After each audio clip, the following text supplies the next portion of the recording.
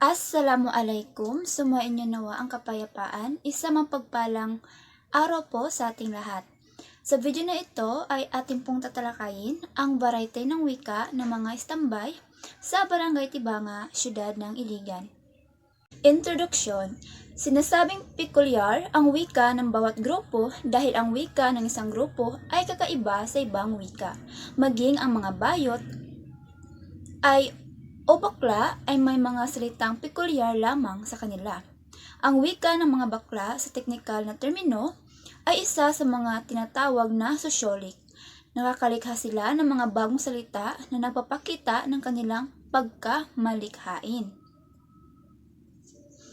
Maaari rin namang umiimbento sila ng sariling wika upang may pakita sa ibang tao ang kanilang kaibahan sa mga ito. Ang sociolic ay sosyal na variety ng wika. Ito ay tumutukoy sa mga register o jargon na nabubuo ng isang partikular na grupo ng tagapagsalita. Maaaring ang grupong ito ay kinabibilangan ng mga istambay, nagmula sa salitang Ingles na standby. Isang grupo ng mga kabataan na walang mahanap na mapagkakaabalahan at itinuturing na walang pagpapahalaga sa edukasyon o kung meron man ay walang kakayahang pinansyal upang makapag-aral. May nabubuo silang mga salita o wika na sila lamang ang gumagamit at nakakaalam na nagsisilbing pagkakakilanlan ng kanilang grupo. Ang nailikha nilang wika ay tinatawag na register. Dahil sa nabanggit na sa unahan, nagkaroon ng interes ang mananaliksik na pag-aralan ang paksang nabanggit. Paglalahad ng suliranin. Ang isinagawang pag-aaral ay naglayong alamin at tuklasin ang sociolic ng mga istambay sa Barangay Tibanga, Siyudad ng Iligan. Upang matamo ito, pinagsikapang masagot ang mga sumusunod na tiyak na katanungan. Una, ano ang mga salitang bumubuo sa register ng mga istambay sa Barangay Tibanga, Siyudad ng Iligan? Ano ang kahulugan ng mga ito? Pangatlo, ano ang variety ng wika batay sa etimolohiya ang ginagamit ng mga impormante? Saklaw at delimitasyon. Saklaw ng pag-aaral na ito ang mga terminong ginagamit ng mga istambay sa Barangay Tibanga, Siyudad ng Iligan.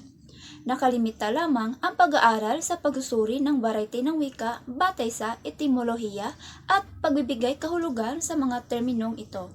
Hindi nasakop ng pag-aaral ang nonverbal o mga sinyas na ginagamit ng naturang grupo.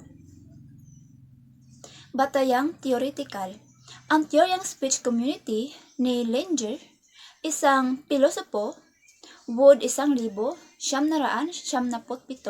ay nakakapit din sa teoryang sociolinguistic. Ayon kay Wood, pinapalawak ng teoryang speech community ang ating pangunawa sa kapangyarihang formative ng komunikasyon na binubuo ng identidad ng individual, buhay panlipunan at mga gawaing organisasyonal. Nakatutulong ang mga teoryang ito sa pag-intindi ng komunikatibong henesis ng diversidad ng komunikasyon, kahulugan, identidad at interaksyong sosyal.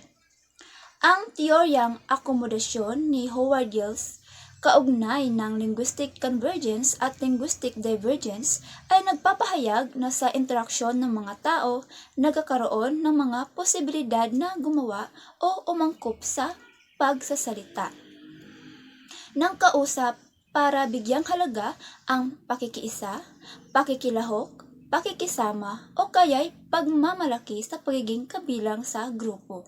Convergence.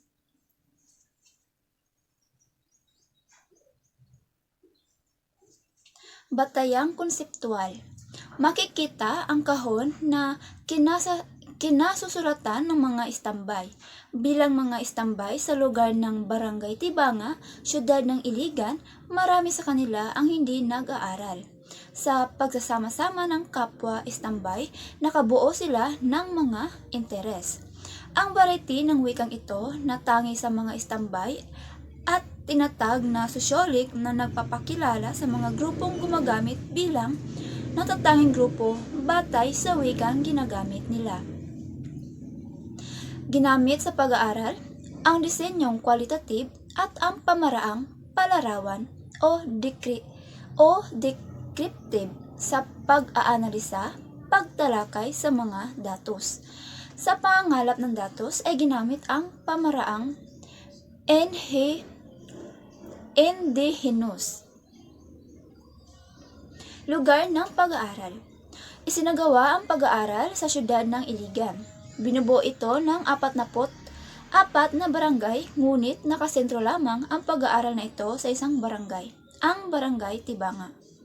May 17 na purok, humigit kumulang sa 4,000 ang bilang ng mga pamilyang naninirahan sa Barangay Tibanga.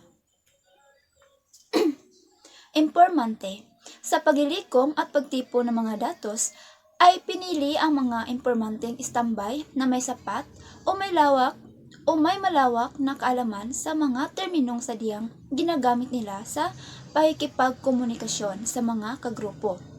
Tiniyak ng mga mananaliksik na ang mga impormanteng kinuha ay kilalang istambay sa naturang barangay. Kriteryang isinaalang-alang sa pagpili ng mga impormante. May sapat na kaalaman sa mga terminong ginagamit sa kanyang kinabibilangang grupo at nasa edad 14 na taong gulang pataas. Pangangalap ng datos. Sociolic na mga istambay sa Barangay Tibanga, siyudad ng Iligan. Pagpunta sa lugar na kinaroroonan ng grupo. Pagmamasid. Pagtatala ng mga datos. Pagtatanong-tanong. Pagsusuri at analisis. Pagsasaayos at pag-aanalisa ng mga datos. Itinala ang lahat ng terminong bumubuo sa rehistro ng mga istambay. Igrinupo ang mga salita ayon sa etimolohiya Cebuano at Ingles at inayos ng paalpabeto sa bawat grupo.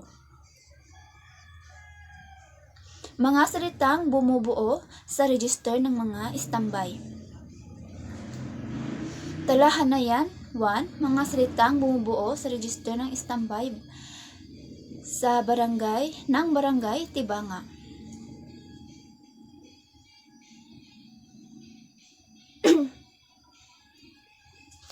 Mga salitang Cebuano na bumubuo sa register ng mga istambay sa Barangay Tibanga.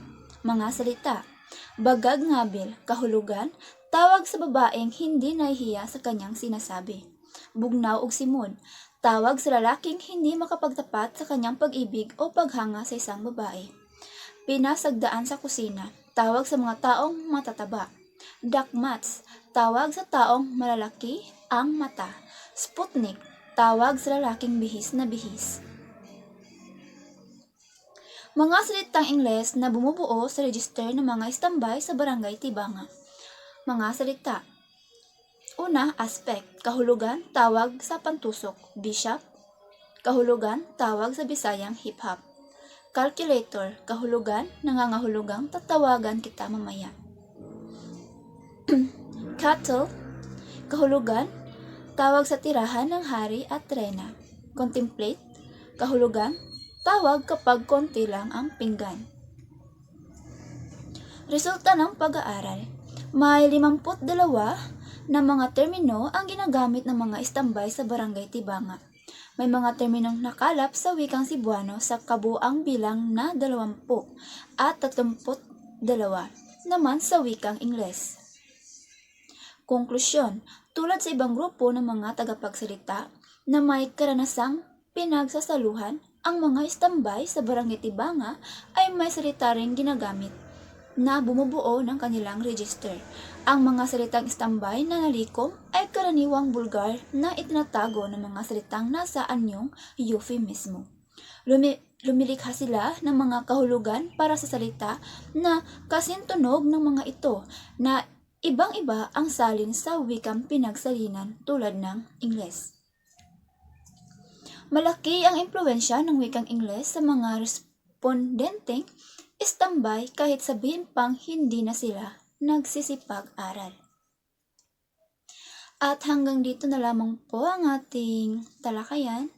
Maraming salamat po sa inyong pakikinig. Paalam!